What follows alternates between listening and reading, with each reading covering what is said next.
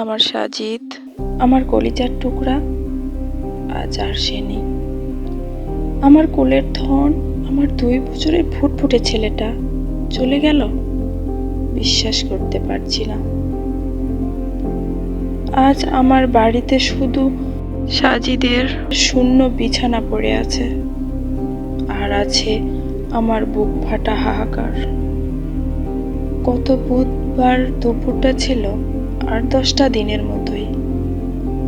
আমি মাঠে গেছিলাম, আর আমার সাজিন আমার পিছু পিছু গেছিল। একটু বেখেয়ালের ফাঁকে কখন যে সেই অভিশপ্ত ক্ষতটার কাছে চলে গেল বুঝতেই পারিনি। যে গভীর নলকূপটার মুখ একটা বস্তা দিয়েও ঢাকা ছিল না, একটা নিশানাও দেওয়া ছিল না। আমি যখন পিছন ফিরে দেখি, সাজিদ আর নেই। আর শুধু সেই গর্তের ভিতর থেকে ক্ষীণ কণ্ঠে ডাকছে মা মা বলে।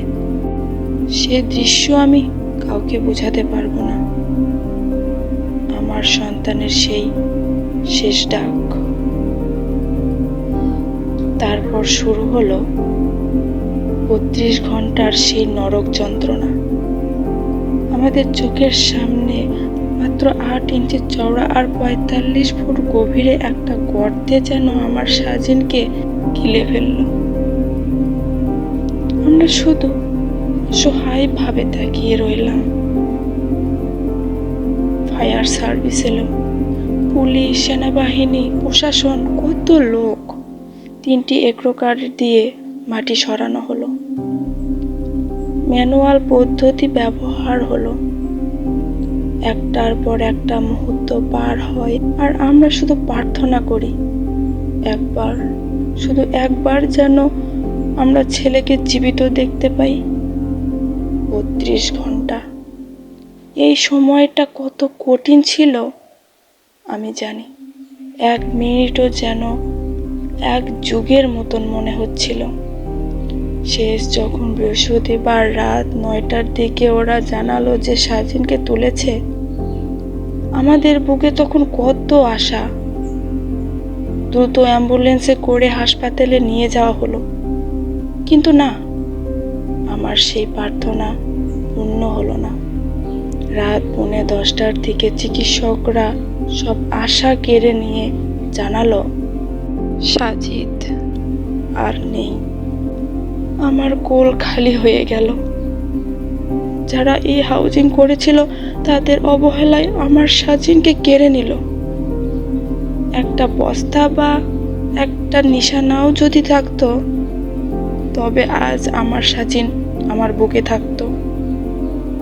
আমার কলিজাটা ওরা কেড়ে নিল। আজ সকালে আমার বাড়ির পাশে ওর জানাজা হবে। হাজারো মানুষ আসবে হয়তো, কিন্তু এতে কি আমার সাজিদ ফিরে আসবে?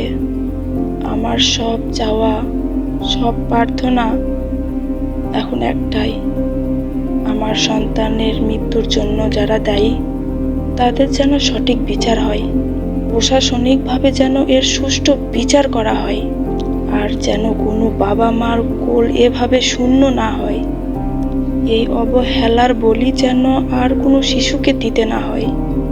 সাজিদ, আমার বাবা, তুই শান্তিতে ঘুমা। তোর এই বাবা মা হয়তো তোর জন্য বিচার চাইতে চাইতে পাগল হয়ে যাবে, কিন্তু আমি তোর জন্য লড়ে যাব, যতক্ষণ না পর্যন্ত তোর মৃত্যুর কারণ হওয়া সেই অবহেলার বিচার হয়।